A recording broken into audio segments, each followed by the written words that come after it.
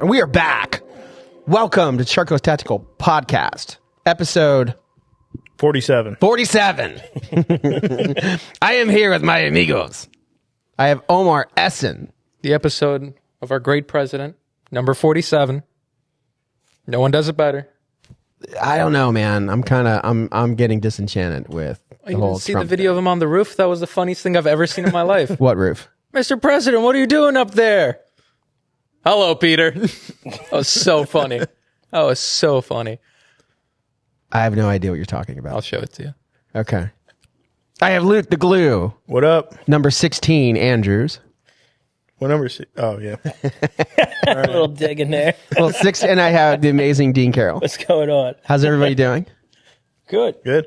A couple of things before we get started. Number one, we are kind of sponsored by Omni Energy Drinks. Whoosh. They send a very nice person over to supply us with energy drinks for the whole shop and production facility, and we are eternally grateful. They even heard I'm not allowed to have caffeine, so they gave me this soda thing. I didn't know it didn't have caffeine in it until she told me. She's like, yeah, you're not allowed to have caffeine, are you? So, but thanks out to Jason Hu. And I got a new tattoo this week. Big one. Did you? Really? I did. I got a huge, big new tattoo from a new tattoo place that I'd like to recommend. So if you are in the Sarasota, Tampa area, I recommend going to Liberty Tattoo Club on Clark Road. The gentleman who owns it is Trevor Moss. It has a very like a skateboard shop kind of vibe to it. It's not like an artist studio. It's not like, I don't know. It's just a fucking cool place to hang out. And I've been getting tattooed. Like I got my hands tattooed there a bit, but I did a pretty big piece there the other day. I can't say enough nice things about that place. If you're looking for a tattoo or an artist, they've got people who are just fucking crazy good. They have people who are good. Like no one's going to do a bad tattoo there. But if you're looking for traditional stuff, if you're looking for like the banging shit that you see on the internet, they got a guy who can do that too. But you got to pay. And I recommend it. Shout out to Trevor Moss. Oh, yeah. Yeah. Do you know what they did too? Check out what you can fucking do now with tattoos. All right. So tattoos fucking hurt. Obviously, you wouldn't know it, but they fucking hurt a lot. They hurt a lot. Like fucking getting your back tattooed, it hurts so fucking bad. And taking care of it afterwards it hurts really bad. And people, and chicks, girls, women, they tend to say like, oh, it doesn't hurt at all because women can take more pain. Women also have a extra layer of fat on them. Do you guys know that? No. Women have an extra layer of fat tissue on their bodies that men do not have. So that'll enable them to take more pain, and that enables them, like if they ever get to starvation, like their body will eat that first, so women will survive longer than men. Jamie, pull that up. It's 100% true. It is. It's fucking true. I saw it on Walking Dead too. Ah. Like in Walking Dead, the cannibals ate the women because they have more fat. Like, and fat's just marbling. But it's a fucking thing. It's an evolutionary thing. Anyway, but tattoos fucking hurt. This new thing that people are doing, there's all these tattoo numbing creams. But they have found out that you can do, like, so say you get your first layer done. Like you go in, and if you get a tattoo, like first it's an outline. Yeah. Right. And then what happens, and they do a little bit of shading. So then you can stop what you're doing and they spray this shit on you. And it'll get into your skin, and it's lidocaine or some shit, and boom, it's fucking numb as fuck. Like, and it's like getting teeth work done. You don't feel anything. That would actually be really nice. It did. It was really. It gets kind of raw, and then they try to fill it in. Yeah. No. So you do the outline, and you can basically take some of the pain, and then it just goes down south from there. You know what I mean? It's an outline, and you're happy, and then you do a little shading, and you're like, oh fuck, okay, and then it starts to hurt. But then you stop, or at least like Trevor did, you stopped, and you spray this shit on it, and then you wrap cellophane around it, and wait like 10 minutes, and then it's fucking numb. I've been getting tattooed since I was 18 years old, so that's fucking how many years is that? 36 years? And man, yeah, 36 years. So 36 years almost, and it was like, I was like, holy shit, this doesn't fucking feel, I don't feel anything. Yeah. It was awesome. That is nice. Oh, so now, I mean, I want to get my back redone. I want to get my sides done. Like, I want to get chest pieces. Get everything. Now, Yeah, of course, I mean, if you absolutely feel no fucking pain, fuck yeah, dude. Game on. And fuck that. If anybody's out there saying, you fucking pussy, fuck off. It hurts. Like right here, holy balls, it hurts. It hurts like, it's unbelievable pain. What was your first tattoo, Will, when you were 18? So my dad took me to a orthopedic convention. Because my dad was an orthopedic surgeon for the Army, and he took me to this orthopedic convention in New Orleans. And he was actually exhibiting there for the International Medical Corps, the IMC or the IMC. Like my dad went and worked for free for about 8 months in Somalia, a couple other places. And he actually got captured in Somalia. But anyway, so he was exhibiting at this place, and he's like, hey, do you want to come hang out with me while I exhibit at this fucking convention? I'm like, okay. So I go there, and it's boring as fuck. And he's like, all right, we'll go hang out in New Orleans. And so I went and skateboarded and got a tattoo. And it was a centaur, because I'm a Sagittarius. It was so bad too. It was horrible. I got it done at Jackie's on Rampart in New Orleans. It was so fucking bad. So I'm guessing you got it covered up. I got it covered up like twice. Oh shit! Like one time I got it covered up with aliens, and then another time I got it covered up with now it's a tree. Yeah, it's a big fucking bonsai tree on my leg. But yeah. So anyway, but shout out Liberty Tattoo Club, and if you're looking for a tattoo in the area, please stop by. And they're not paying me anything. I just wanted to say that. All right, so I have a question. This is going to be a big fucking debate. Here goes. Is Sydney Sweeney hot? yeah. Okay, is she hot enough to be causing the amount of trouble that she's causing? No one else? Omar? Yes. Omar, let's go, Omar. Omar, what do you think? Sydney Sweeney is God's perfect creation. Now, I know that's the cool thing to say right now. I've been saying it way before it was cool. Okay, so it's been a cool thing before. Like, say you invented the cool thing, basically. No, I'm not saying that. I'm just saying like You're just one of the people you got on the ground floor for being cool. saying it was way before the whole. So how long have you been saying that Sydney Sweeney is God's perfect creation? I can look up the date. Whenever season 1, episode 1 of Euphoria came out. Okay, all right. What the fuck's that? What's Euphoria? It's the HBO show where she's naked a lot. That was a good show. You didn't see that, Will? This show's weird. I'm going to see it. I've got to do some research. Do you know she was in Handmaid's Tale? No. She was Eden in Handmaid's Tale who gets killed. Really? Yeah, like she gets fucking, like they drowned her or some shit. Because she she did something. Like I don't know, but Handmaid's Tale is fuck. Anyway. So you really think you don't think she's just a blonde girl with fucking lips and No, tits? and I think anybody who says that is way over their heads. What? I've come across a lot of people who say, "Oh, she's just a girl next door," and those people need to take that stick up their ass. My opinion. Is that a bad thing to say? Is it bad to have a different opinion? No, not at all. I mean, you can have the wrong opinion. Everybody's entitled to it. But so it I is should the have wrong a stick opinion. up my ass because I have a wrong opinion? Basically? Because I don't think it's fascist? So I'm a fascist? No, Omar is. Oh yeah, man. It's you're Angry Nazi if you ball think of Sydney hate. Sweeney is hot. She's a good looking girl, but I mean, for the amount of hate, I mean, the amount of you have obviously, Nate says that she should be elected president of the world. Oh, No, I'm She's not got on my that vote. level. Now, you vote. think too.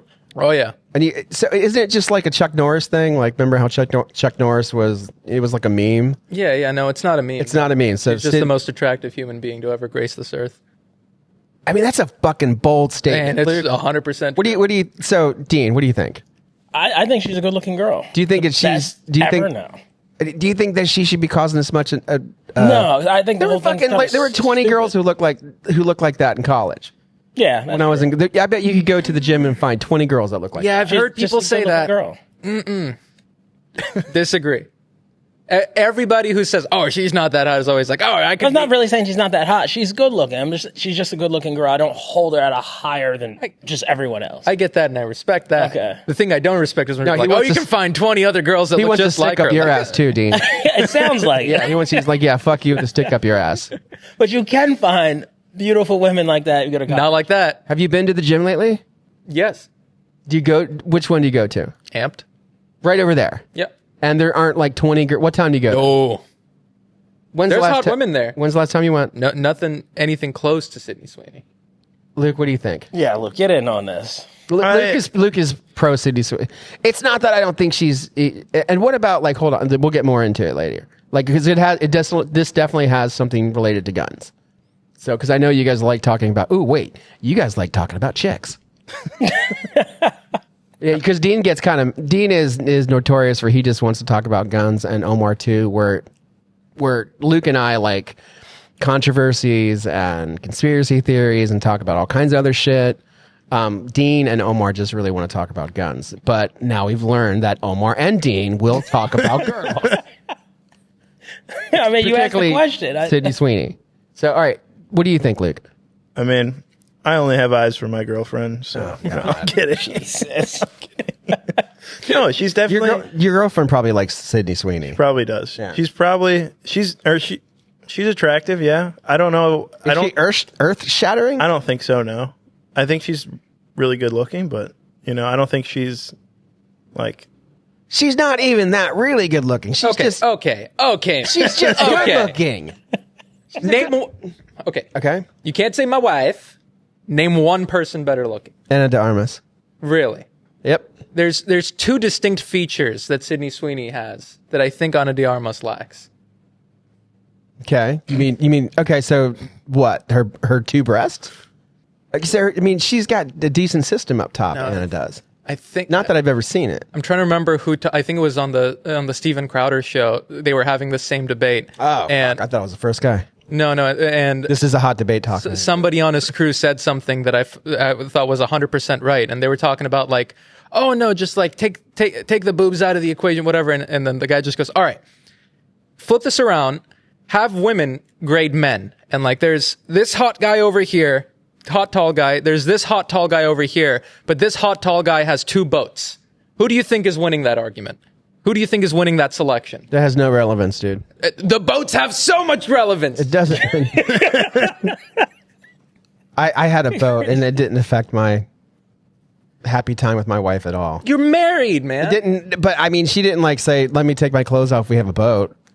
I respect your analogy, but so okay. Dean, do you think she's that hot? I just think she's hot. I like she's hot, right? Yeah, she's just hot. Yeah, good looking girl, hot, better than most. Like Pamela Anderson, hotter than her in her prime. I'm just fudding out, aren't I? I'll put it to you this way: she's the like what? She's the Pamela Anderson of our day. No, she's the Marilyn Monroe of our day. Fuck no, she's not. Yes, she is. She is not. Yes, she is. Like Marilyn Monroe banged presidents. Sydney Sweeney Sweeney hung out with Taran Tactical. I mean, what? Trump seems to be on board.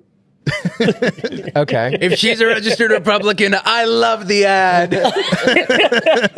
That's what he said. Did he really? Yeah. They asked her, but I don't know if that clip was cut short because the one clip I saw is one of the reporters goes up to him and he goes, "Mr. President, it's been found out that Sydney Sweeney," and Trump cuts him off and goes, "that she's a registered Republican. Wow, thank you so much for telling me that. That's great to hear. I love her ad." And then he went on the roof. "Hello, Peter." So funny. Well, he went on the roof of the White House? He went on the roof of the White House, and then all the press are down there, and they're like, "Mr. President, what are you doing?" And he's just like, "Hello, Peter." He's just like, he's probably playing with the anti-drone weaponry up there. Funniest president in history. He's so funny. He's funny. He's so funny. I don't like a lot of his tweets though. You mean it's truths? Yeah, the truth. I hate when people talk in caps. I started doing this thing where, we put Wait, no. Back onto the Sydney Sweeney thing. I just present to you that I think it's almost like a meme. Like I don't think she's that hot. She's a hot chick, and I'm down with but it just reminds me of chicks in college. Girls with blonde hair with enhanced looking lips that are natural and big system up top. And she has a nice raspy voice, and she can act. It doesn't mean she's fucking that hot. Oh, the droopy eyes. Droopy eyes? Yeah, this guy's obsessed with it. Oh my god! I think maybe do you think it's okay? Do you notice that you're really into her and she has blonde hair, and I'm really into Anna de Armas, who has not that I'm into her, but she has black hair. Do you think maybe it's because you're Turkish and I'm American, or you're maybe from Turkish descent and you like blonde girls? Maybe I don't know. The hair color is not the important part for me. I'm just What's saying, the important part? Like, what, big breast? Fucking the whole world has them. It's like so more than half the world has. It's so much more than that. Gentlemen, any closing comments on Sydney Sweeney? I think I've lost this one. And then here's the other fucking controversy. Do you think that's a real video in the Taryn video? Yeah, I didn't see it. So how is she doing and fucking dinging targets? Oh, Taryn's targets at his range are like, I don't give a fuck how big they are. I mean, they're very. So she's like, and you can see like she's got no recoil control at all, and it's just ding, ding, ding, ding, ding, ding, ding. Have you seen it? You're just upset that the hottest woman on earth shoots better than you, Will. Many people shoot better than me, and I've seen plenty of good-looking girls shoot better than me. Not plenty, but I've seen at least 3 or 4. So it's fine, dude. I just don't want to make myself. My whole thing with shooting is I just don't want to get embarrassed. As long as I don't get embarrassed, I'm good. And if I do get embarrassed, I'll just figure out how not to get embarrassed.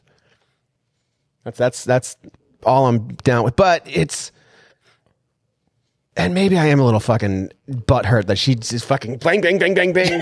Maybe I am a little butthurt. Maybe I am, because she's clearly just like bang, bang, bang, bang, bang, and then like this and how. It has to be fake. The targets are big. The targets are big and they're close to you, or what? It's not. It's not that. But she's even transitioning. She's transitioning to multiple targets and just fucking dinging each one of them in 9 seconds. Yeah. Granted, Omar, she's not fucking you, dude. I'm not saying that. I'm just saying the targets are pretty big, man. Are they? Yeah. They are pretty big. From the perspective of the video, they're always shot. If you've ever noticed, every single celebrity that shoots, the video angle's the exact same. Because from that angle, the targets look regularly sized until you realize they are much larger. If you find a video where they go downrange, the targets are not like USPSA sized targets. Mm-hmm. They're very large. Controversy. All right. Speaking of controversy, we had somebody make a claim today that the TriggerTech is not safe. My beloved. Your beloved. My beloved too. The USPSA, what is that? What are they called? The range officers for USPSA, they seem to think it's unsafe too, but we'll see where that goes. So the person claimed today that if you take, do you have a pen? That if you take a pen, make sure you rack the slide, or after the pen goes in. You put the pen in and then you rack it. There you go. Okay, normal. Shoots. If you hit it like this, it would go off. Obviously, it's not working on my gun. And then let's take a bigger one. Am I doing it right? I don't know. I don't know what's supposed to happen. It's supposed to go off. According to this person that called me today, they're like, "Hey, look, I got this video and it's going to be really bad." And these triggers, they're not safe. How could they be doing? The guy said, "How could they have done 3 years of testing and for them to be so unsafe?" Sample size 2.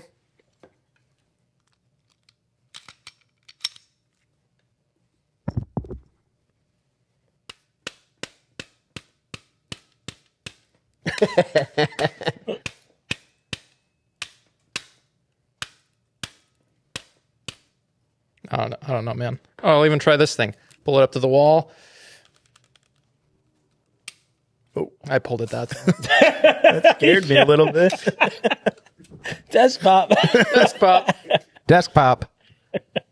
So do you think it's, so obviously like this is, so let's talk about it for a second. Like the TriggerTech Ace, that's what it's called, right? Yep.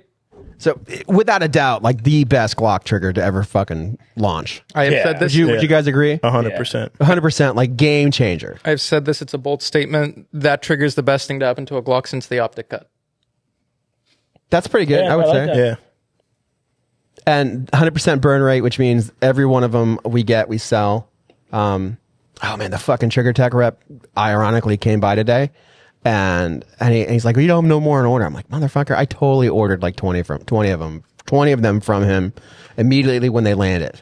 Well, like when they landed, and we got to try one out, I called the guy. I'm like, dude, you gotta get me more. Let's give me 20 more. And he's like, oh no, you don't have any on fucking. Like, what the fuck are you talking about? So, but 100% burn rate. Every one of them sells. Amazing, like, shooter. And then, but somebody called us today, and they're actually looking for like legal references. Like before they launched the video, they wanted to talk to people and get get counsel. So, because I'm sure TriggerTech would go after them. You see this video? No. Oh. No, but I mean, even like you can't believe videos nowadays. Yeah. You know what I mean? You can't believe videos nowadays. So I wanted to, me and Luke tried to find any evidence of it not being safe, and beyond the PSA people, is it not, sorry, PSA? USPSA. Yeah. USPSA. Yeah, I've got Yeah. that. I hope I don't get fucking CML. My mom did the same thing. Like, my mom would make up her own language and just fucking, I'm getting that age where I just, ESPN. You just run with it. Just run with it. ESPN. Yeah. It's the thing. Sucks. Anyway, so do you think it's bound to happen where like it's gonna, so anytime you have something really good, you're gonna have detractors say it's like Sig Sauer saying the 2011 is better than the XC. That's what they said? Yeah, that's what they said. Like, the last time Sig came here, and shout out to Carter, they said that if they had one, that we would be shooting it so they could show how much better it was versus the XC. Mm-hmm. And I said, you're fucking out of your mind, dude. There's no way. But they were convinced, and we still haven't gotten one, so I haven't been able to test it. But believe you me, the first time we get one, we're testing it. Yeah, hopefully, like, I'm going to get you one, I'm going to get you an XC, and I'm going to maybe get you the Kimber. And Okay. so you can shoot all of them. Sure. You can shoot my XC. I'll bring it in. Oh, sweet. I would like to see that. Yeah, Dean's XC wins. What do you didn't even shoot anything yet. I don't have to. It has to be stock, though. I got different grip. Yeah. Different grip is fine, but it just has to be stock. Like no triggers or anything done to it. But do you think that there's going to be detractors against the Ace trigger? I'm sure. I mean, the trigger company's from Canada, which is a little weird. Like, it's a little weird buying stuff from Canadians. Yeah, they can't even have this up there, can they? I like the Kimber. Like I said, I use them in my bolt gun. Right, they can't have guns. They make great triggers, though. They make great triggers, and Canadian snipers fucking kill people in the global war on terror. What record do they have, Omar? Do you remember? I think then they have longest confirmed kill. Yeah, I think They had longest confirmed kill, and then they got beat, and then they had longest confirmed kill again, It was, and then someone else beat them. I can't remember. I believe, I'm probably wrong here, but I believe it was McMillan with a Cadex chassis that held it until a British guy with a Barrett M82 beat it by just walking the shots in, and then a couple years ago, some crazy Ukrainian guy with Ukrainian guy. a rifle he built with a round that's made out of a fucking like anti-air shell. If I ever relapse, I'd like to be drinking with that guy. The Lord of the Horizon. That's the name of the rifle. The Lord of the Horizon. Exactly. You have to say it like that. So what are your thoughts on it? You think it's just bullshit? I mean, okay, my own. I don't know. I haven't done extreme testing with it or Didn't anything. you do a whole But shitload of research on it before you bought it? well, yeah, like on paper, all the safety features are there. Well, The here. reason that the USB Hold on. I copied and pasted. So this is what the Trigger Ace system for Glocks is designed with safety as a priority. Yeah. Aiming to enhance performance while maintaining Glock's established safety protocols. Mm-hmm. It features redesigned trigger safety, which acts as a lever and integrates seamlessly with Glock's other safety mechanisms like a firing pin safety. I don't know what the fuck that means but it sounds good. Yeah, no. Like, what does that mean in layman terms? On paper, it uses all the Glock safeties. Okay. The one thing that the USPSA people are mad about is it doesn't have the dingus. It doesn't have that. The dingus. Yeah. Is that what it's called? That's actually the technical term for it. Yeah, dingus. Okay. Is it really? Are you sure? Yes. The trigger blade Well, safety, he's making the up technical words. name He's is just a like dingus. you. I'm being 100% serious. We really need to get a Jamie. Look it up, dingus. All right. I'll The dingus is the one thing that it doesn't have, which is why the USPSA people said no go, because apparently you can't remove a safety feature or whatever. But they have something comparable on the back, which prevents it from going off from inertia alone. For the month of August, Sharko's Tactical is pulling off the Gen 12 from Genesis. This is arguably the best shotgun in the game right now. You've seen it on the John Wick movies. It's got the can. We're going to put a Vortex optic on it. And you can win it if you are a member of the Shark Club. You have to be either a Black Tip or a Bull Shark member. The Bull Sharks get the loot crate to their house every month. Cost of that is $40. And the Black Tip, which is kind of like a Patreon, they get percentages off inside the store on the website. Also, members of the Shark Club receive extra ticket allocation for our manufacturer day as well. So if you're a Bull Shark, you automatically get an extra 20 tickets. If you're a Black Tip, you automatically get extra 15 tickets. And most people who in the events happen to be Bull Shark or Black Tip members. All the details are on the website as well. Go there, sign up, become a Bull Shark member, become a Black Tip member, and you might win this at the end of August. Is it called the Dingus? I think it is called the dingus. The dingus or the trigger safety is the small lever that sits on the front of the trigger. So, Dingus. dingus. Just by looking at the different things that I found, if you Google, you will find like the AI will pick up and explain exactly how the system works. And me being, I know I can't say, well, I guess we can now. Special needs. I can kind of understand a little bit, but how could the alleged video be produced with all those safety featers? What is it this impossible? alleged video? What is this alleged video? It's that it goes off when you hit it with a mallet? Goes off when you hit it as a mallet. They throw it on concrete and it went off. Like they have it going off 5 times. One thing I will say is when you get the gun, if you read the instruction manual, which I know most people don't. It says don't throw it on the ground. No, it says it has like a 6-step procedure of safety checks, and it says do not load ammunition into the firearm if any of these safety checks fail. So they make you fucking hold down the plunger and make sure the firing pin moves freely. They make sure that the firing pin cannot protrude on its own, whatever. Like, if you actually go by what they say, you have to perform all the safety checks to make sure all the internal safeties of the Glock work. And if they don't, you send it back to them and they send you a new one and they say, don't load live ammo. I didn't have an issue. You didn't have an issue. We just put them in and they worked. I actually did the function tests. I don't think Nate did. But either way, unless it's some out of spec, like something was wrong with it, I don't see it being possible. Or they manipulated it somehow to make this video. Oh, yeah. Because they just hating. Yeah, I don't know. Do you guys think it'll affect sales if a video pops out about it? Probably. Like, I mean, Yeah, I would say yes. No. No? Even the whole SIG thing going on? That's why I think yes. I mean, this is such a niche thing. Like, I don't think it will. it's not a niche thing though. I mean, people add triggers to their Glocks for the last. I mean, if the TriggerTech system, if they have the ability to pump out enough triggers, they'll destroy the trigger market. Yeah, I agree. No, well, so my presumption or I think that the Glock aftermarket trigger market is in trouble if those people can get enough triggers on the market. They're done. They'll definitely get market share, but I don't think they'll they'll disrupt, but I don't think they'll destroy. Why would you use another trigger? Why would you buy a Ruger when you can buy a Glock? There's people that buy things that aren't the best, and it's fine.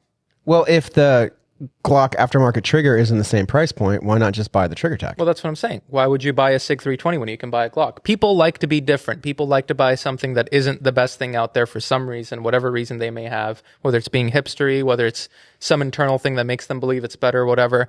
I think it'll take a large portion of the market share, but I don't think it'll destroy any other. The only way it won't destroy their market share is if they drop their prices. The average price for, a Glock trigger, like the good ones, are above 200.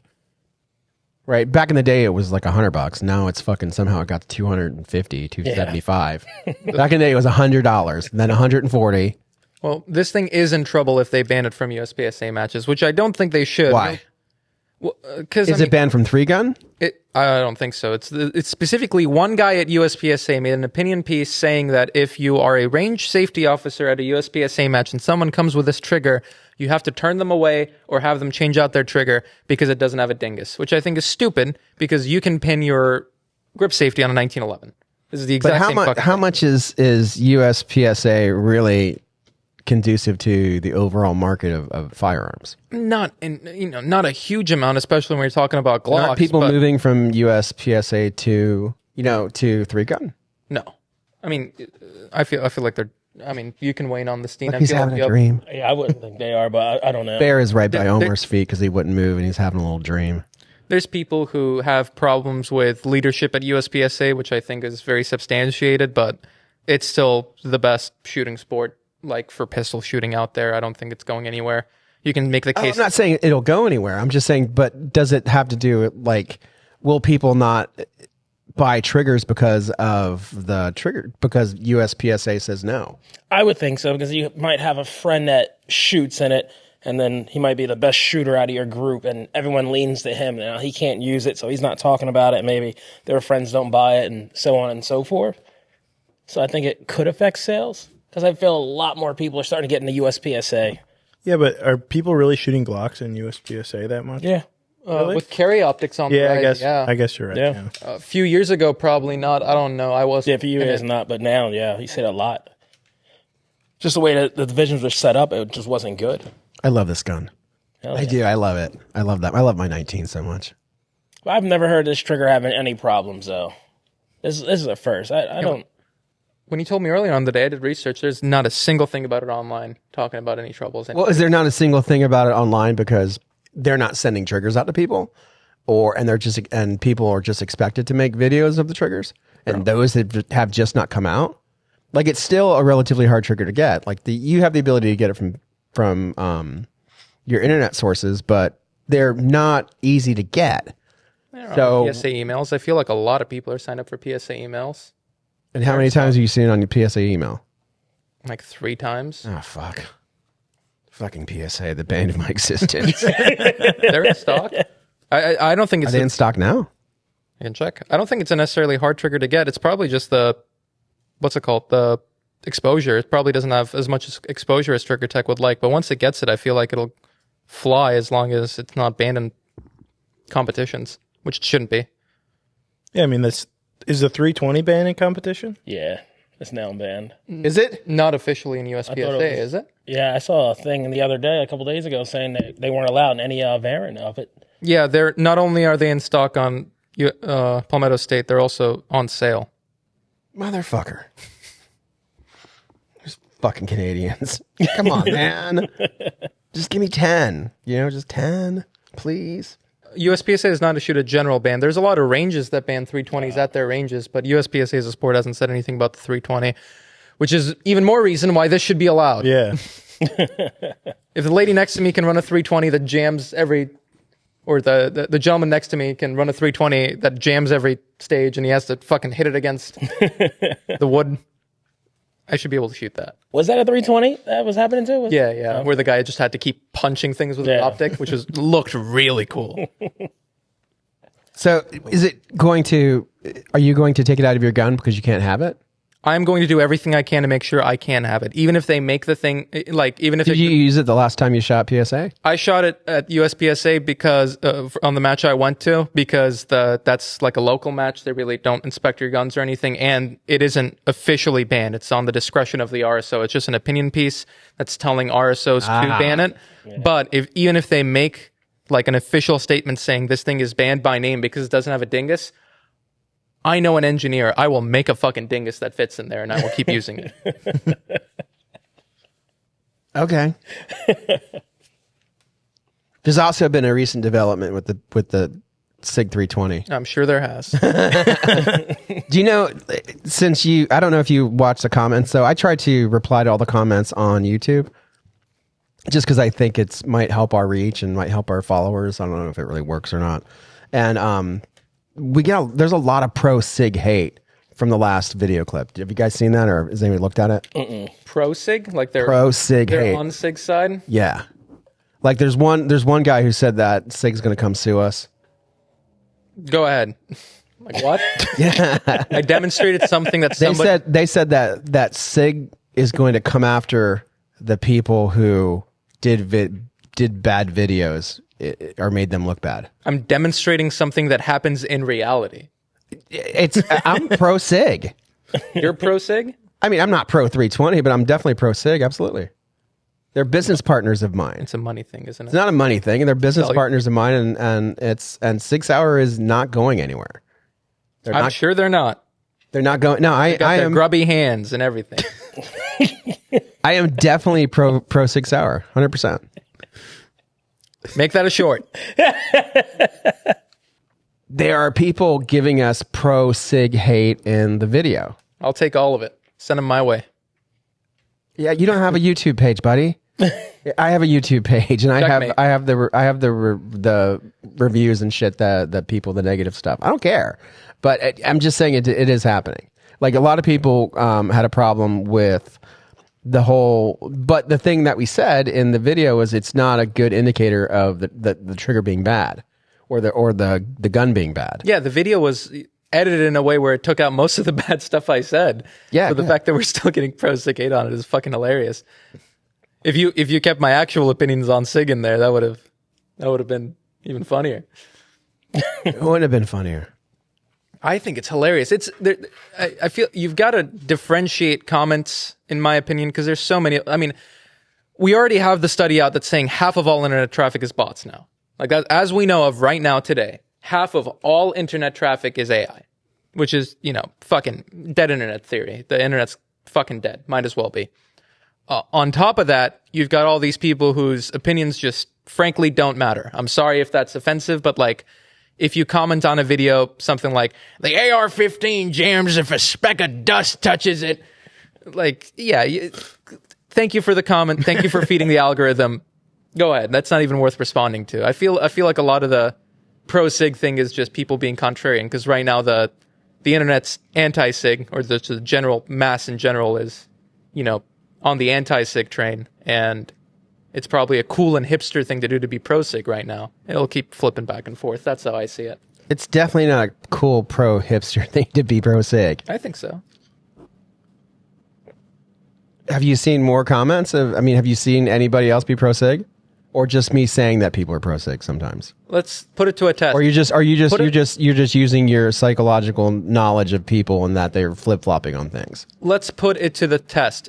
Eric, make a short that's just him saying I'm pro Sig, and let's look at the comments. There'll be 50 million comments of people fucking calling me a shill. Yeah. That's the general consensus of the internet right now, or at least the gun. But I thought you just said the internet was 50% bots. It is. So are 50% of those people bots who are saying bad things about Sig and me? Maybe. Very well could be. Right. My point is that there's just some people who are disagreeing with how we put it, but in the video, we also stated that it wasn't a good indicator of the 320's problems by putting the piece of metal or breaking the wall or to the wall. And then Luke also brought up how there's videos of people doing the same thing with Glocks that are out there right now. Really? Uh-huh. I'd like to see one of those. Because there's not nearly as much play on... I mean, it's because of the FCU, the 320s and FCU, which is why the slide does have that much play between the... Like, the Glock doesn't really move much at all, so I would like to see that, actually. I can pull it Yeah, out. send that my way. I'd like to see how that works. He did it with like a cutaway Glock too, so you can see all the internals. Cool. So I would think it would work on any gun, though. You're manipulating the gun Exactly. so much. It cause it to go off. Once you start Exactly. fucking with the trigger up in there, that's bad. But the point, like the contention is that the 320's problems aren't from the thing he that the did, Wyoming yeah. people did. What the Wyoming people did was just another fucking thing that look what I can do. Boom, I got 1 million views. Mm-hmm. It wasn't. I mean, that has nothing to do with the actual problem. Problem that allegedly exists. See, that's the two types of people. Which brings us to the new SIG patent that is out. Do you know about that? Mm-hmm. So, recent developments indicate a new patent application concerning the Sig Sauer 320's pistol design, filed in 2024 by former SIG engineer Brian McDonald, now assigned to Angled Spade Technologies LLC. This patent applicant claims to address the incomplete and unsafe design in the P320 SEER interface, proposing a kit to improve upon the design and enhance safety, including those equipped with manual safety. The patent application and related discussions touch upon issues like unintended discharges that have been the subject of debate and lawsuits involving the 320. Oh, wow. Yeah, that's pretty big. The question is he working for Sig Sauer or is he doing it on his own? So he worked there for up until 2016. And then he's been doing his own thing. Yeah, I read he worked there doing the development of the 320. So he might have known, you know what I'm saying? And maybe he's trying to get money, trying to like get ahead of it, and then Sig's going to either try to have to pay him. They got to pay him because he has the patent on it. Right, yeah. Oh. Or try to buy it from him. Yeah, he has the patent on fixing it. Maybe that's what they're trying to do? Maybe. And then there's a whole nother thing about them. They called it ghost fixing or something, where they're quietly fixing the issue on the 320, but not telling anybody that, you know what I'm saying? They're not like releasing a statement saying, you know, there's a problem, we're fixing it. They're just quietly fixing it. Sounds like Sig. Not releasing the information to their users. Well, but why would they quietly fix it, and how is anything going to get fixed? I'm kind of lost on that statement. Oh, so my only problem with them quietly fixing it is they would have to do something that the Brian McDonald guy is doing. Mm-hmm. So the Brian McDonald guy filed for a patent over a year ago on the system that'll fix it. So that means that if Sig was really trying to fix it, they would have already filed a patent too. Yeah. Or they don't have an idea yet. Or you could be, conspiracy theory in that they've hired Brian on the outside, so they could say that someone gives a way for them to fix it, and it's not really them doing. I don't know. No, they'll never admit fault. Well, that's a way to not contracts on That's a way to not admit fault. Well, if they adopt a process to fix the problem that doesn't exist, that would be admitting fault. Why not just do away with this gun and make a new one? Because it's not the military contract. They have a 10-year contract with the U.S. Army to keep supplying them. It's like a $500 million contract. I personally think if the 320 did not win the trials, even if I'm 100% wrong and there was no issue with the 320, they would have discontinued it a while ago because of just how much of a PR hit it is. The 320 is hurting the rest of the company, but it's probably what's making them the most amount of money because of their military contracts and the police contracts. So, in my opinion, if they didn't have all these contracts with it, that's the reason they're so adamant on denying that there is any issue. But didn't they get rid of these Oh, I guess they can't get them rid. Aren't they dropping this gun?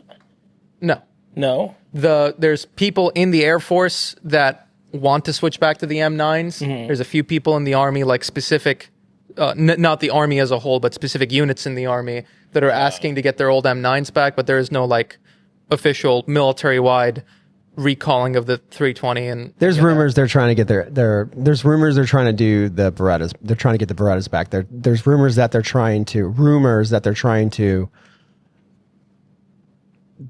provide enough information to the individual branch and have the ability to put the bid in for M9s. Yeah. Because the M9's approved, I guess. So they can't just go buy Glocks. And then, but the Marines, what they did was they just said you can't carry it chambered. Problem solved. That's true, right? Like that's verified. Like they came out, the Marine Corps came out and said you're not supposed to carry it chambered anymore. Israeli style. They don't carry them chambered?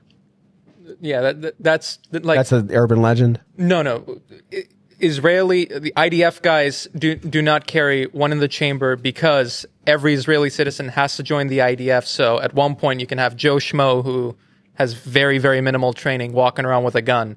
So they instruct their people to not carry with one in the chamber because it is mandatory military service and not every soldier you have is fully trained. But people, FUDs, this is a use of FUD that actually applies.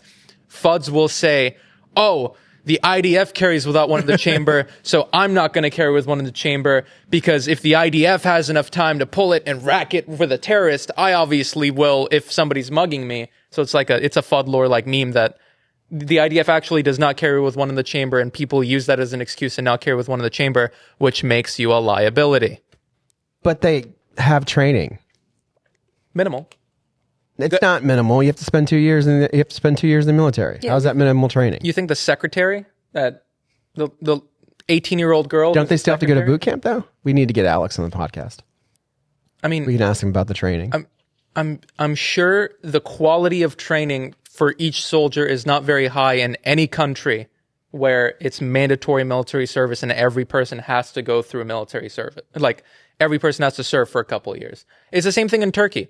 In Turkey, you have mandatory military service. They conscript everybody, which means they don't really give a shit about the individual person. If you move up and you're actually doing stuff, they'll give you further training. But the base training is like, this is how you clean a toilet. This is how you fucking peel potatoes.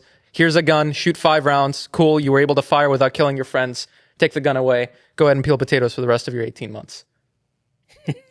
Okay. Yeah, I mean, I've asked every person that I've known that's went through U.S. military training, at least boot camp, and like the more advanced ones, and none of them shot pistols for like any reason. Like my cousin went through Navy, and they did like laser pistols.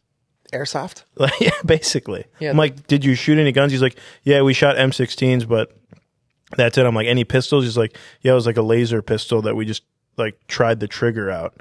And like, that's no train, like not even like, you know what I'm saying? Like they have no training of that, especially pistols, because it's not common that they use pistols for anything. Well, they aren't issued handguns though, right? Who? Israel. I mean, we don't know. Like, Yeah. but I'm saying that. So I don't think they're issued handguns. If they're not issued handguns, who are the people who are actually not carrying it chambered? The people who are not carrying them chambered are the people who have more training and they're still not carrying it chambered. Is what I'm saying. well, So the people that the famous pictures of like the girls and the guys walking around Tel Aviv with ARs without the magazine in them, but they're not carrying handguns, they're carrying ARs. it's a reverse bell curve. So the people that carry pistols are either so well trained that they want a pistol as a backup in case their primary fails, which is like they'll rarely ever need it, but if they do, it's there, and then it's just there until they fix the problem with their rifle and it goes back in. Or it's people whose primary job is not to fight. They just have a pistol just to have something on them. And if the situation arises where they have to use that pistol, they're fucked. Or they just have to chamber it. Yeah, like at that point, whether or not you take the extra second to chamber it isn't really going to matter, because if it gets to the point, I'm directly quoting from a video right now. If it gets to the point where you have the laundry specialist having to use their handgun, whether or not you have to chamber it probably isn't the biggest issue there. So what handguns are they using? Jerichos? Do we know? Berettas? Are you looking it up? Probably, yeah. I think it's probably the IWI, the Jericho. Or the Masadas. Jerichos or Masadas, Yeah. probably something like that. Yeah, Israeli carry. I don't carry with one in the chamber because I'm IDF don't. It's like, shut up, dude. Yeah, but how many people do you really like experience like that, Omar? You don't really meet anybody who... I've worked, when I was working in the shop, I've met... Yeah, but that was 3 years ago. I mean, still, FUDs will be FUDs. Where have you seen like where have you seen this FUD in the wild? In here. I know, but not in here. I don't think talk I've about ever- guns outside of here. I don't think I've ever heard anybody talk about not carrying one chambered in our shop. No, I've heard it all the goddamn time. People always try to justify it being like, oh, I'll have the time. And even when when a new gun buyer comes in, it's always their first instinct. One of these memories I have like vividly, where it was a lady who came in and was talking about, wanted to buy a gun, and she was asking me like... So ladies can be FUDs. What? Oh, yeah. Okay. She was asking me like, so when you draw it, how do you rack a gun around in the chamber? And I told her like, oh no, you carry with one in the chamber. And she's like, I'm not doing that. And I'm like, well, it's a very good idea to carry with one in the chamber, because you don't know what kind of situation you're going to be in. If somebody grabs a hold of your left hand, or you're being mugged, and you're not always going to be... Dog attack. It's not always at the flat range where you have everything available to you and you can just draw it. And first of all, you may not have time. If somebody's running at you with a knife, you may not have time. If somebody draws a gun on you, you're not going to have enough time. But also, if you're incapacitated in any way, you can't rack a gun with one hand unless you're really cool and you rack it on the optic on your belt or whatever. But you're a first-time gun buyer. What's it say, Luke? The Jericho 941 or the Glock 17 and 19 Good on them. All right. for the special forces. But I remember telling her that, and her response was, I'm not an insane person. I'm not going to just draw my gun and start shooting. I need to assess the situation. And I was like, do whatever you want. Here's the gun. I can honestly say I've never seen that conversation in recent memory, enough to the point where I have no memory of anybody talking about, like, do they carry one chamber? Usually it's a lot of newer gun owners. They're scared to carry with one in the chamber. We don't really get newer gun owners here. We don't like very, very few because Probably work on that. It's we don't have the marketing power that Shoot Straight has. It's not just about marketing power. It's about how you treat new gun owners. No, I mean, they don't come in the doors, dude. We would treat them fine. Well, right now with the current staff, yes. But I feel like there was a period of time in the company's history where we had some salesmen who had quite a short temper and weren't super willing to be helpful to people who had dumb questions. We had certain managers who, if they got asked a newbie question, they would just laugh it off and make fun of the customer. And that customer would probably turn around, walk out, and tell all their new gun owner friends to not go to this place because they're not very helpful. That's what I'm saying. The way you work on it is, anytime a new gun owner comes in, there are no stupid questions. If she's asking you what's the difference between a gun and a rifle, fucking answer her question, explain to her, what it is, and she'll probably go and tell all of her other friends, hey, these guys were super helpful. Go there and they'll take care of you. Just tell them what you want. The rapport is very important. What do you think, Luke? You spend a lot of time on the floor. I think a bigger thing is the safety versus no safety compared to the chambered versus non-chambered. I try to convince people. Now, do you think that there's a lot of, where are all the new gun owner people? I feel like I deal with a lot of new gun. Do you really? Yeah. I feel like it's, Maybe I just I'm on the computer surfing I don't know. Sydney Sweeney. Maybe that's doing research for the podcast, and I just don't really see it. I mean, it's usually like a woman with a guy who kind of knows what he's talking about. It happens. Yeah, I feel like that happens a lot. I think like we're selling staccatos to people and shit. Constantly, like shit like that. I mean, yeah, that's definitely a big part of our business, but I think occasionally you get people that come, like I would say once a week I talk to someone who's coming in for their first gun. Really? Yeah. I just hand them off to Stuart. Yeah. Or me. Or you. But for me, it's mostly safeties. They're like, oh, does this come with a safety? I'm like, no, it doesn't, but I get why you want one, but you don't need one with today's handguns, today's holsters. It's not as important as it was, Maybe we're scary 50 years ago. Not only is it that you don't need a safety, I personally think for a new gun owner with a striker fired pistol, a safety is a negative. Right. That could get you killed. I agree. Yeah. My favorite saying is the only thing louder than a bang when you were expecting a click is a click when you were expecting a bang. If you are a first-time gun owner, you don't train a lot, you carry the gun on you with a safety on, have you trained enough to where the life or death situation happens? Are you going to remember to pull it out and click that safety down? Pull it out. Or are you just going to be, adrenaline drunk, get the gun out, point it, try to pull the trigger, and then nothing happens, and that could cost you your life? I personally think buy a striker-fired handgun, buy a Kydex holster for it that covers the entire trigger guard. Do not fuck with manual safeties. They can get you killed, in my opinion. Especially with a lot of the newer guns that people are buying, like the Bodyguard 2.0. I love the gun.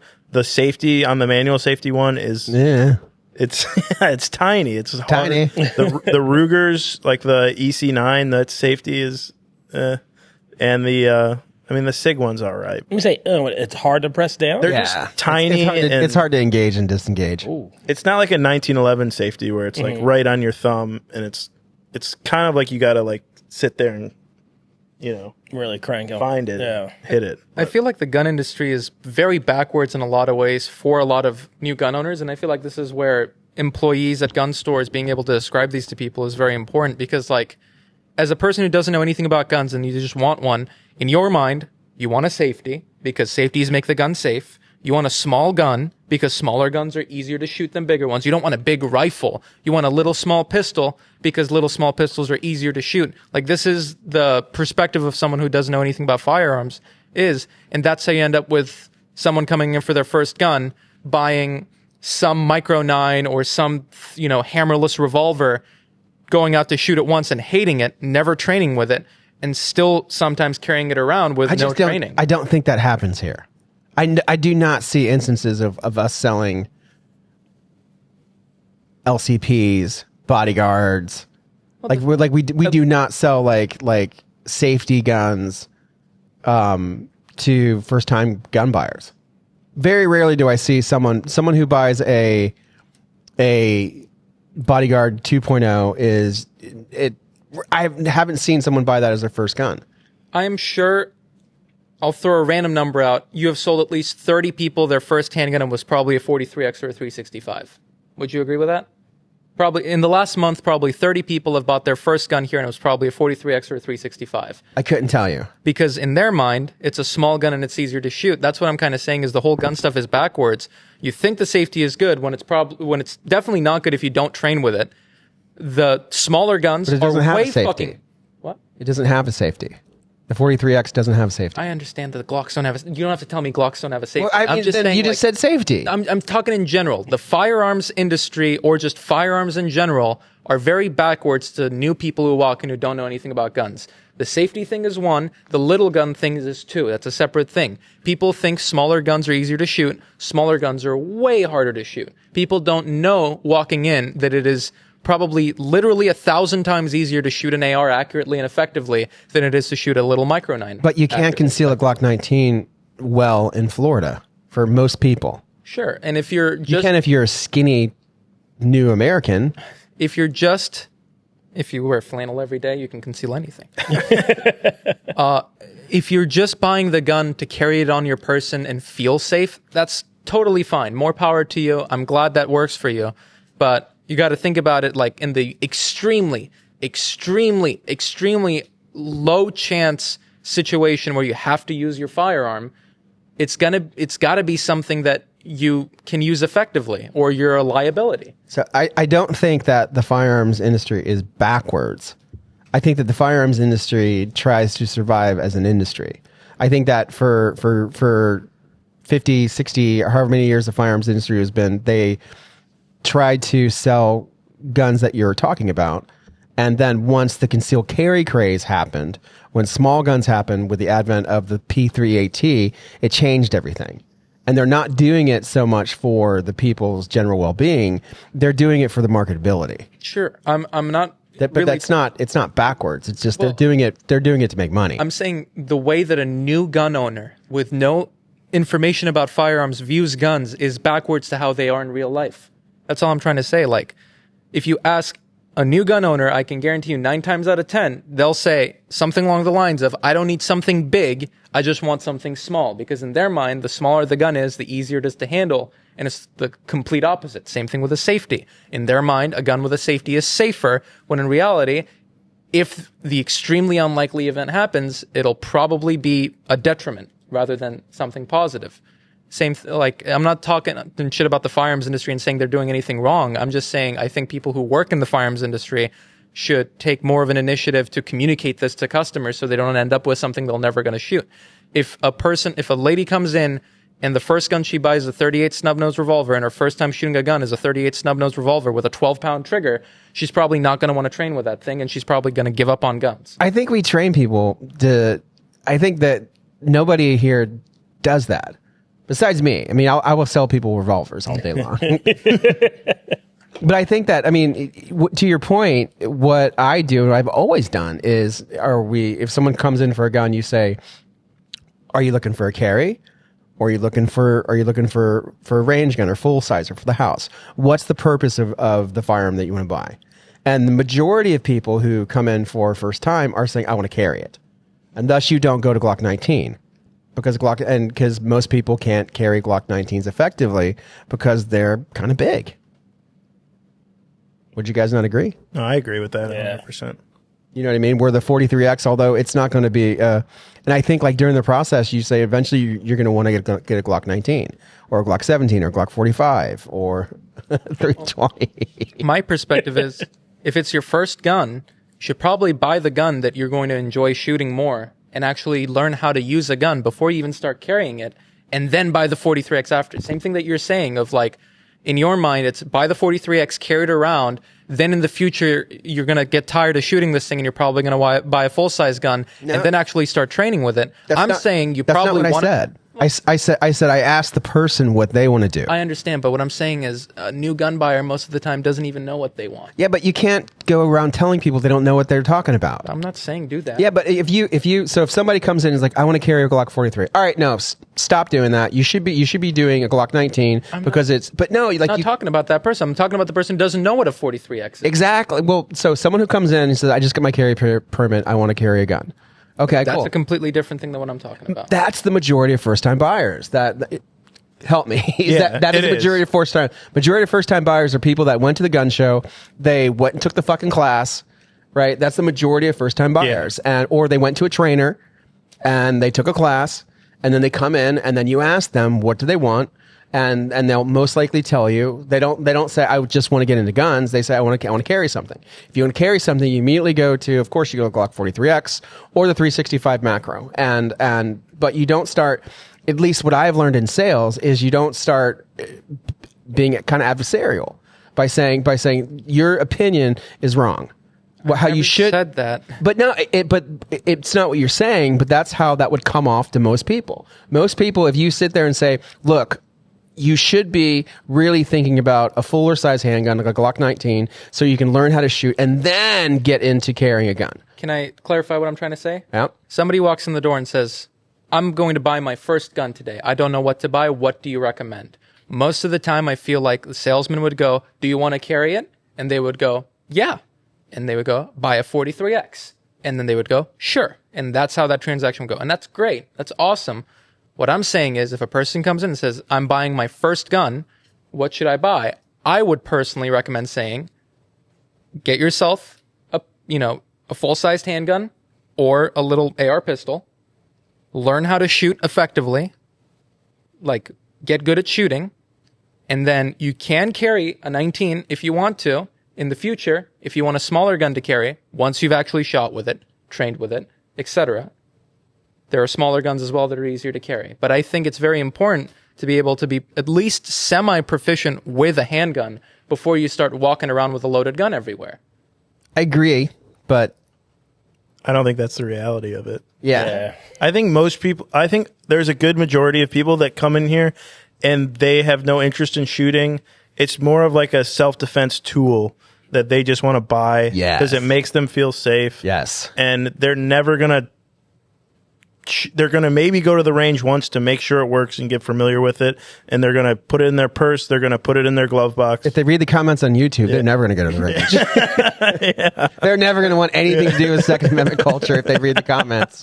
But I did say that. If you're buying it to feel safe and you have no intention of getting good with it, more power to you. I'm not including that. I'm talking about a person who wants to shoot and wants to buy their first gun. A tiny concealed carry handgun is probably going to turn them away from guns. I agree. What was your first handgun? 43X. Will gave it to me for doing the free tax stamp thing. No. That was my first handgun. Well, technically, the 12.5 was. That's what you wanted. I bought it. Yeah. And I went and shot it, and it sucked, and I kept shooting it until I got better with it. But I am a gun nerd, where guns are my life, and even if the first gun you sold me was a 38 snub nose. So you don't think that if you would have So you think that if you practice with a 19 first and then go to a 43, you're going to be better with the 43? Yes. What about the recoil mitigation that you need to learn and the muscle memory that you need to learn from shooting the 43? It's the same thing. You just got to apply it more. Guys? See, we're talking about a person who hasn't handled a firearm before. Yes, if you learn how to use a 19 effectively, all of that shit is going to transfer over to a smaller gun. You just have to apply more pressure, grip it harder, you have to wait longer for the recoil reset, whatever. Like, it's not 1-to-1, but at least you know how to handle a firearm now. And now you can better take on the concept of a tiny micro 9, which is going to be way harder to shoot. Yeah, I guess I agree with Omar a little bit. My first handgun was a 17. Perfect. And then I went into the small gun. Perfect. That's how I think it should be for I a did new do gun it that buyer. way. See, I had similar. I had a M9, and then I went to the 43, but I was like, the 43 sucks compared to my M9.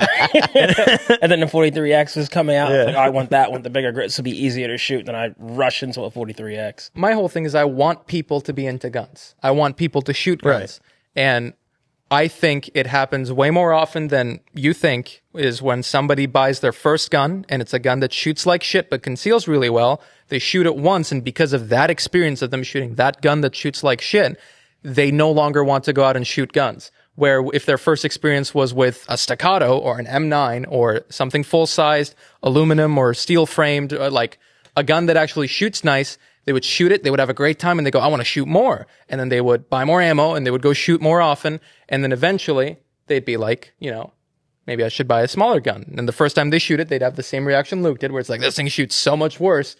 But at that point, they've already gotten into guns. They already know what good gun shooting is like. They're already like, the thrill is there. The pain of a micro 9 snapping in your hand is not there yet. And I personally think that's a better route to go. I like my 43X. I love my 43X. I carry it with me every day. I'm talking from the perspective of a first-time gun buyer. It's an interesting perspective. I think like what's even better is it's an M&P 1522 with a can. Right? Like if you really want to get someone into shooting, sell a M&P 1522 with a can and tell them to bring their kids. Yeah. My kids loved a suppressor. Like I took my twins out when they were fucking 7, like super young, and had them shoot with an M&P 1522, and they loved it. And then they never shot with me again. But all the training on the 1522 applies to a real AR. It's just a little bit more kick. Kinda, not really. All the controls are the same. It doesn't. Yeah, not. I mean, it's not really? because it's nothing like the recoil. Yeah, but that's one aspect. You're still learning about everything else. You learn what the trigger pull is like. You learn how to manipulate your safety. You learn how the charging handle works. You learn how the bolt release works. Like all that stuff is fully functional and identical to an AR and an MP 1522. So if you start off with that, you build all of that, you shoot with it often because it's fun as hell and it sounds like nothing. And then when you get an AR, you're just adding one element on top of everything you've already learned. And that's a lot easier than starting off with having to learn everything at their hardest difficulty. It's like a game, man. Shooting a 22 or a full-sized handgun is like playing on easy mode. And then you can go to shooting a bigger AR or a smaller pistol and, slide the difficulty slider up. But if it's your first time shooting, you probably don't want to start on hard mode. What about money, though? What do you mean? Well, most people, they come and spend $400 and something plus tax, plus background check, which we do not charge, plus ammo, plus a holster, plus clean kit. Yep. Like they're in it for $600. Yeah. And You know what I mean? personally... And they don't have the ability to buy, like maybe the time or the chance for them to buy another gun is 6 months down the road. Maybe I think the majority of people, they want to protect themselves like Luke's saying. So thus they're going to get pushed to concealed carry guns. Absolutely fine. You know what I'm saying, Luke? Yeah, for sure. Are you thinking about 16? No. The way that 17. I'm thinking is, 17. if you walk into a store and spend $600 on a gun that you absolutely hate shooting, you're probably not going to buy another one. But if you walk into a store and spend $600 on a gun you love shooting, you're probably going to want to come back later and spend another $600. I just don't fucking get gun. that. Like, I mean, like even the 365 in its naked form, like the small one, it wasn't that bad, and the 43X is not that bad at all in my eyes. And I'm a bit of a puss when it comes to getting beaten. Yeah, but you're used to shooting. I hate guns. shooting my 43X. Really? I say it, yeah. It's too snappy. If I'm going to range just to shoot that and try to have some fun, I don't like it. They get the don't- 48. I want you to take my gun the next time you go. What is it? The comp? Yeah, Yeah. I want you to take it. I love comp, so Omar hates it because it hurts his head. It does hurt my head. Hurts his head. So we have to talk about Will's tramp stamp free tax stamp event, which is this Saturday. So what we did, so something that we launched the us paying for the tax stamps in the store, and by all accounts, people are buying more suppressors now than we would think, because it's just the beginning of August. But they got, how many stamps they got back today? 35. That's a lot. 35 stamps. The shitload. That's good. Then. If you chat GPT right now, or Google AI or whatever, the national average is 1 to 3 days, with many people coming back within 2 days. I thought it was slowed down. Now, well, it has slowed down because a lot of that's the thing. So a lot of people have stopped buying nationwide, and so with people stopping buying, what Google AI said was that there's been a slowdown. So the stamps are going even faster. So it's kind of beneficial right now, as we talked last time, for people to be buying cans, because the system most likely will fucking crash. I guess creepy Andrew says that the ATF system is like fucking 90s computers. It's the DOS. worst website. It runs on DOS. It runs on DOS. Oh wow. eForms runs on DOS. I don't really know what that means. It means it's old. I know from the lexicon that it means bad. You know what IBM is? Yeah. Remember when they were a thing? No. That's around when DOS was a thing. I was poor. I didn't have a computer till like 40. I seriously didn't have a computer till I was like 40 years old. I didn't. I mean, I'm not kidding. Like, we didn't have fucking stuff like that. I had an Atari that I stole. But so Andrew says that it's probably 25% of our customers who are getting suppressors right now get them back within 2 days. Well, my anecdotal experience, Andrew was out sick the last couple of days, so I came over. You had to do it. I came over to do the paperwork. At 5 p.m., I submitted a guy's form, told him good luck with your weight. It was his first time buying a can, so he said, hoping it's fast or whatever. He walked out. I went across. The next morning, it was like 10:30 a.m. I had to come over here to grab a repair gun. And you saw him? I walk in, and he's picking up the can I just submitted for him the night before. How cool is that? It was Damn. It was really cool. I went up to him, I was like, already? And he's like, whatever you did it right. I'm like, hell yeah.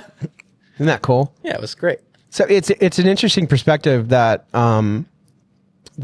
so the promotion that we're doing with the free tax stamps seems to be working. People are buying cans, which is cool.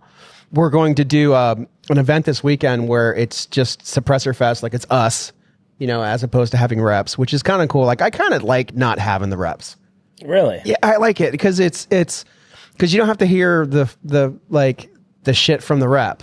Not that any of the reps have anything bad to say about any other companies, but like, instead of like, you might, if Huxwork is here, you want to show people B&T cans. Mm-hmm. If JK Armament is here, you want to show people other cans. But you can't when an individual rep is here. But when we just do a Suppressor Fest, we have all the cans out, all the prices are good, and now we're picking up the tax stamp, which is cool for people. And I think that it's interesting because it could be like it could be better now than it's going to be in January, because January, I really fucking hope that the brain trust that is the United States government is going to put money into the NFA and get them out of a DOS system, because if everybody starts buying cans, it's shown, like even Google AI says that with more people who buy cans, it slows it down. And if it slows it down, then it'll crash that fucking thing. I've got some bad news for you. Oh God, what's that? If they didn't change it out of DOS when they were getting paid $200 per form, they're not going to do it when it's free. So that's what I'm saying. So it could just like, it could be this, like, it's just like the guy from Dead Air said last week. All of us have been asking for eradication of the NFA. No tax stamp cost and stuff like that, where we have it pretty good, and come January, it might fucking fall apart. The computer system could not work. The supply of cans will be gone, and we'll have to wait for the system to go back up, which could take maybe never. and then there'll be no suppressors. So it might be a good time to come to Will's Tramp Stamp free tax stamp event, which is this Saturday. You know what I'm saying? Buy a Hux Flow 9K tie. I agree. Buy that can. I like that can. I like that can a lot. And the Print XH 556 subcompact RBS. I like the 36. You do love all 36 cans. I do. I have not yet shown you a 36 can you have not loved. No, I like I don't like the TI 36. I don't like the Hux that much. Okay. I like the I like the new B&T cans a lot. Yeah. They're great. You notice the Dead Air doesn't do a 36 can? They do. Wolf. Well, they do the Wolfman, but it's not a true 36 can. No, but they also have the Primal, which is a 46. Yeah, but maybe that's something that's coming. Ooh. we could guess Dead Air stuff. So last thing, you think Sydney Sweeney is, what's a good word for her? God's perfect creation. God's perfect creation. Dean's almost there. No. No, God. Good looking. She's good looking. Yeah. Luke. 17. All right, scale of 1 to 10. Scale of 1 to 10 from everybody. 8. 8. 8, yeah. She's an 8. 8.5. 34. No way. This man said 34. I wouldn't destroy my marriage over it. No. There you go. Would you even contemplate? Would she be your girl that tempted you? No. No. I would destroy your marriage over it. What the fuck? Glad you think that's funny. Sorry. My wife cleaned your condo, dude. She did. And she left me a little gift basket. And a little gift basket. It had ramen in it. Let's hear the apology. I'm so sorry, Lori. It was a joke. Yeah. There we go. All right, so we're going to call it. We appreciate you guys watching the podcast. If you have the opportunity, please smash the like button and put some spicy comments in the comment section. I'll try to reply to you. And if something says Shark Coast that replies to you, it's me. I'm actually trying to talk to you, and thank you for stopping by and giving us your words of wisdom. Check us out on our other social media channels, stuff like Instagram, Facebook. We don't go over on TikTok too much because they fucking suck. And X really don't get much traction. If you are in the Sarasota area, please stop by. I guarantee you, if you're not from the area and you come by, I will probably give you a hat or a t-shirt or a patch, or you can just pet the dogs and hang out. Thank you guys for watching or for staying or for filming with me. I'm watching. I will see you again. Pub. Peace. Peace. Sydney Sweeney, God's perfect creation. Are you serious? I'm 100% serious.